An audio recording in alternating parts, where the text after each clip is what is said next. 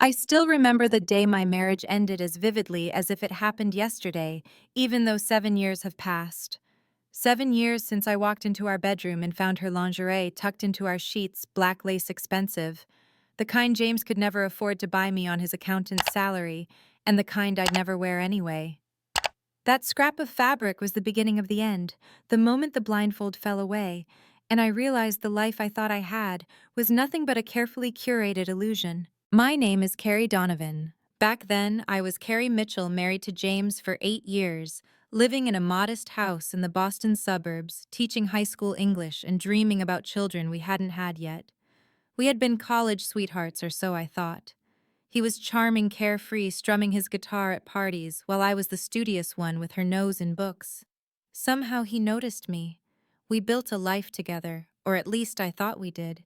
But that night when I pulled back the sheets and saw something that belonged to another woman, everything unraveled.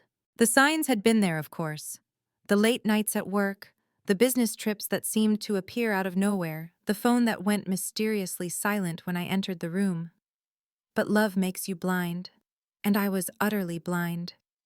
I can still hear his voice in my memory, casual and dismissive. "Babe, I'm heading out dinner with the Thompson account, don't wait up." And I smiled, I nodded, trusting him completely, even as he walked straight into her arms. When I confronted him later that night, I half expected denial, but there was none. His face wasn't shocked or guilty, it was resigned, almost relieved. "Her name is Vanessa," he said flatly. "She's a client who had been sleeping with my husband for 6 months." I asked him if he loved her. He said nothing. His silence was answer enough. I threw him out that night. I packed his bags and dumped them on the front lawn while the neighbors watched. My hands shook. My heart broke, but I didn't stop. He hesitated when I asked if she was younger. "Yes," he admitted. "Prettier." He didn't answer, but I already knew. That night, the woman I had been confident, trusting, certain of her place in the world, died. In her place was someone I didn't yet know, someone who would have to learn how to live again. The divorce was ugly. He moved in with Vanessa before it was even finalized. They posted smiling photos from Hawaii, from restaurants, building their new life on the ashes of mine.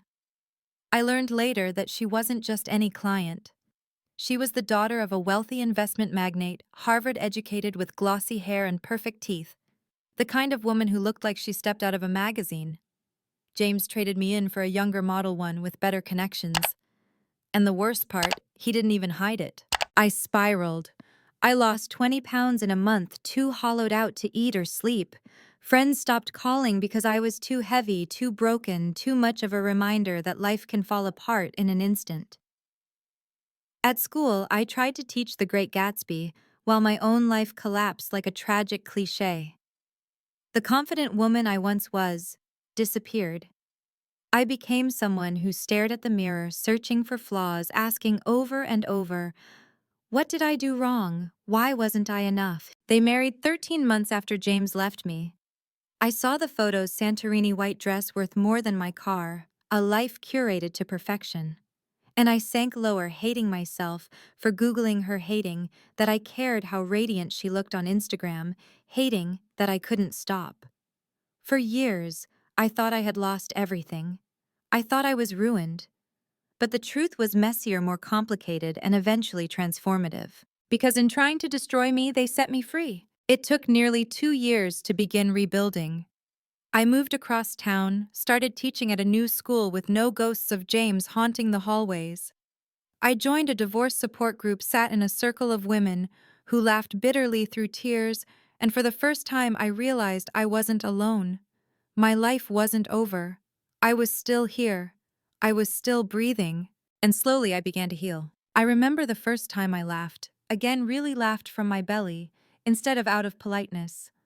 It was during one of those divorce support group meetings. A woman named Karen, who had caught her husband cheating with their neighbor's nanny, told a story about dumping all of his designer suits into a swimming pool in the middle of January. The way she described the steam rising off the icy water, as Armani and Hugo Boss sank to the bottom, it was absurd and cathartic, and before I knew it, tears were streaming down my face from laughing. It felt like the first drop of sunlight after a storm that had lasted too long. Little by little, I stitched myself back together. I started running in the mornings, first short jogs, then longer routes along the Charles River. I rediscovered the parts of myself I had neglected while being James's wife, the painter who once dreamed of teaching art, the book lover who devoured novels late into the night, the friend who could actually say yes to spontaneous plans. For so long, my identity had been tethered to someone else's orbit. Now I was the center of my own. But healing wasn't linear. There were still nights I woke from dreams of them, nights I scrolled through Vanessa's curated Instagram feed and felt the sting of inadequacy. She flaunted designer dresses, charity gala invitations, private jets. And James stood beside her in every photo, smiling as if he hadn't gutted me. It was like watching a highlight reel of everything I wasn't. Still, each time I spiraled, I forced myself to look around at my life. The cozy apartment filled with canvases and books, the students who told me I inspired them. The laughter of friends who chose me not because of who I was married to, but because of who I was. Slowly, her perfection stopped looking so perfect. 7 years passed. 7 years of living without him, of building a new self from the rubble. And then came the email. It was from an old college acquaintance I barely remembered, someone who had ended up in the same country club circuit as James and Vanessa. The subject line made my stomach flip. Thought you'd want to know. The body of the email contained only 2 sentences. Vanessa Donovan is hosting a charity fundraiser this fall. Wouldn't it be something if you showed up? Attached was the flyer, a glossy invitation with her face beaming from the center, her name written in looping gold script. At first I laughed. The absurdity of it all, being invited to a party hosted by the woman who had stolen my husband. But then the laughter faded into something else, something darker and sharper. What if I did go? What if after all these years, I stood face to face with the woman who thought she had won? What would she see when she looked at me? The thought lingered for weeks, buzzing in the back of my mind like a hornet. I told myself it was foolish, that I had moved on, that I didn't need to reopen old wounds. But the idea of it, the possibility of reclaiming my narrative, was intoxicating. For so long I had felt erased by their story. Maybe it was time to write my own ending. So when the night of the gala arrived, I dressed with deliberate precision. A deep emerald gown that skimmed the floor, diamond earrings my grandmother had left me, hair swept into a chignon. I didn't want to look younger or trendier than Vanessa. I wanted to look like myself, whole, radiant, untouchable. As I stepped into the ballroom, chandeliers blazing overhead, I felt every eye turn toward me. Conversations paused, glasses hovered midair. And then I saw her, Vanessa, standing near the stage, her face framed by flashing cameras. Her smile faltered when she recognized me, and in that flicker of surprise, of discomfort, I realized she hadn't expected me to survive. She certainly hadn't expected me to shine. Her eyes widened for just a second before she recovered, pasting on the glossy smile she had perfected for society pages. But I caught that flicker, the crack in her armor. She hadn't prepared for me because in her mind, I had been erased years ago, a footnote in her triumph. Seeing me there, alive and radiant, was the first fracture in her carefully constructed world.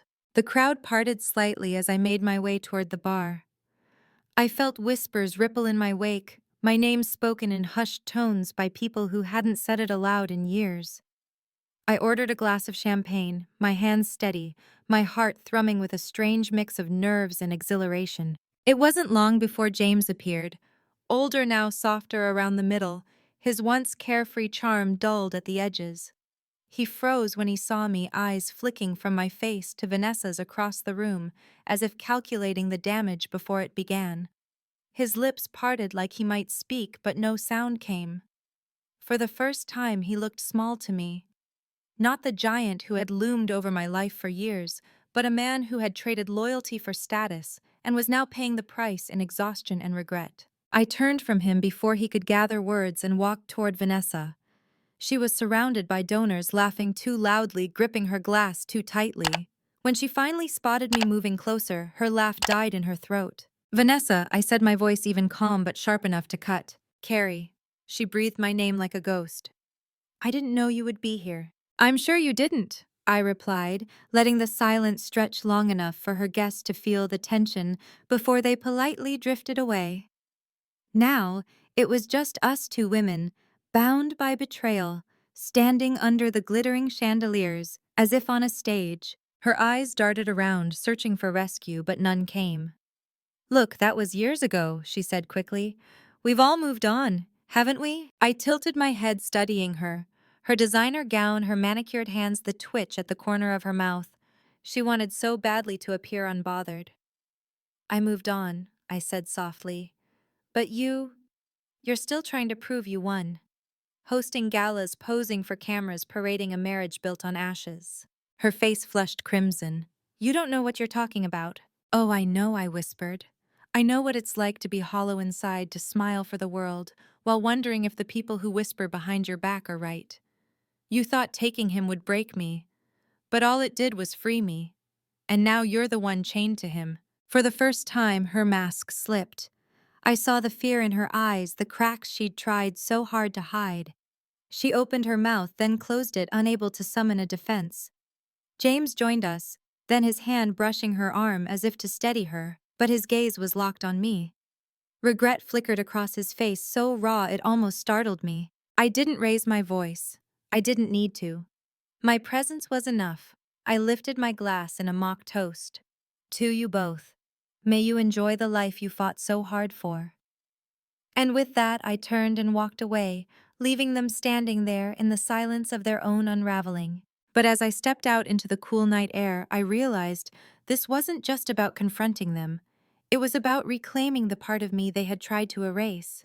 And in that moment, I knew the reunion was only the beginning of their downfall and the final piece of my freedom. The night air wrapped around me like a balm, cool and salty from the harbor beyond the hotel.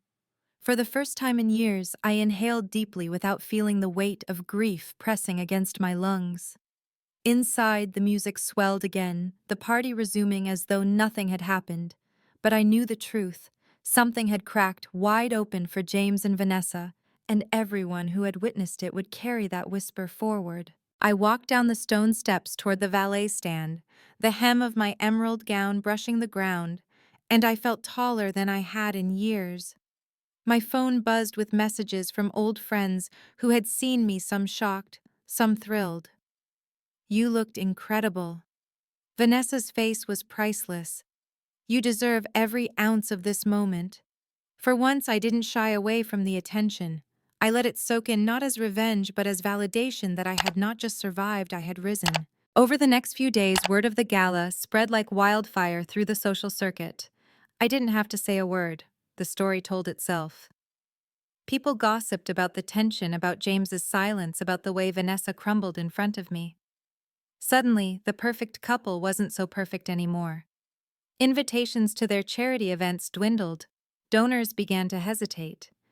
The empire she had built on my pain started to falter, not because I shouted, but because I showed up and stood unbroken. Weeks later, I received an unexpected visitor at my school.